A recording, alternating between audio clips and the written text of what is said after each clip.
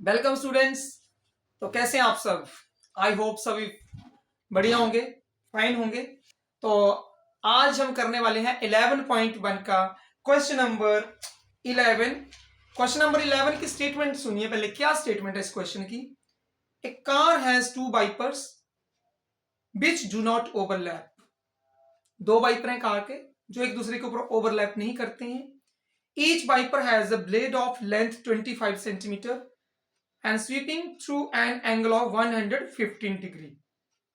हर एक वाइपर का जो ब्लेड्स की लेंथ है, वाइपर की इसकी लेंथ है ब्लेड की, वो 25 सेंटीमीटर है और वो कितने डिग्री का एंगल पे, कितने एंगल तक वो उसको स्वीप कर रहा है? 115 डिग्री। वो find the total area cleaned at each sweep of the blades. Total area कितना क्लीन करते हैं वो दोनों वाइपर्स, वो फाइंड आउट करना है। तो सिंपल सी थिंग है, क्या फाइंड आउट करेंगे हम? Area of sector. तो सबसे पहले हम लिखेंगे यहां पे क्या हमें क्वेश्चन में गिवन है। Here R is 25 centimetre and जो एंगल है थीटा वो कितना है? 115 डिग्री। तो फाइंड आउट करना है the total area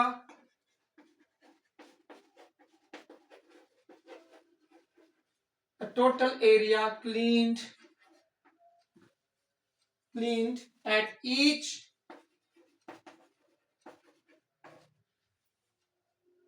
sweep of the blade।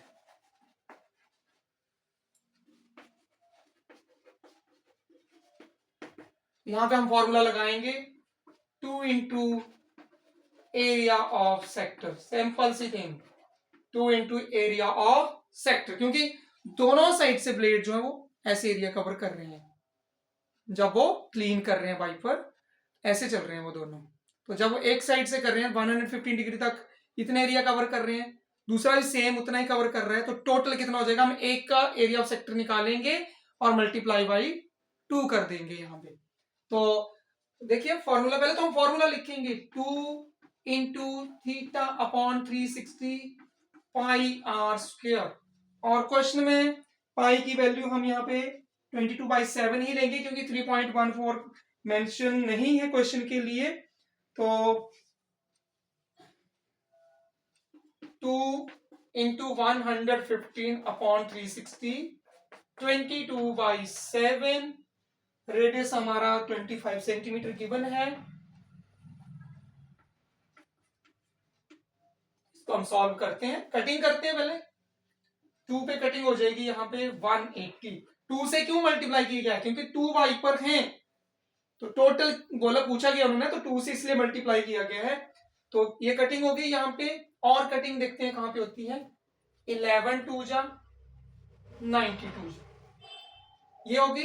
अब इनकी कटिंग हो सकती है 5 के टेबल में, 18 5 जा, और ये चला जाएगा 23 5 जा। इसके आगे अब कटिंग नहीं दिख रही है मुझे होती हुई कहीं पे भी। हमारे पास क्या रह गया है? 23 इंटू 11, 25 इंटू 25 कितना हो जाएगा? 625, 18 इंटू 7 ये रह गया हमारे पास यहां। तो हम इनको मल्टीप्लाई करते हैं पहले। 625 इंटू 11 कर लेते हैं पहले। 11 से मल्टीप्लाई करेंगे तो हमारे पास क्या आएगा? ये आएगा हमारे पास 23। 625 को 11 से किया तो हमारे पास कितना आ गया? 6875। और 18 7 से कितना होता है? 126। तो अब इन दोनों को भी मल्टीप्लाई कर लेते हैं और फाइनल आंसर लिखते हैं। कितना आंसर आता है हमारे पास? मल्टीप्लाई बाई 23, 3 5 जा 15, 1 कैरी, 3 7 जा 21 और 1 22, 2 कैरी, 3 8 जा 24 और 2 26, 2 कैरी, 3 6 जा 18 और 2 20। 2 पे करते हैं 2 5 जा 10, 1 कैरी, 2 7 जा 14 और 1 15, 1 कैरी, 2 8 जा 16 और 1 17, 1 कैरी, 2 6 जा 12 और 1 13। तो क्या आ रहा है हमारे पास? ये आ रहा है मल्टीप्लाई करके 158125 अपॉन 126 सेंटीमीटर स्क्वायर। तो एरिया की यूनिट स्क्वायर होती है तो स्क्वायर लगाना कंपलसरी है। तो हमारे पास जो total area clean at each sweep of the blade आया है वो कितना आया है हमारे पास 1,58,125 अपॉन 126 सेंटीमीटर स्क्वायर।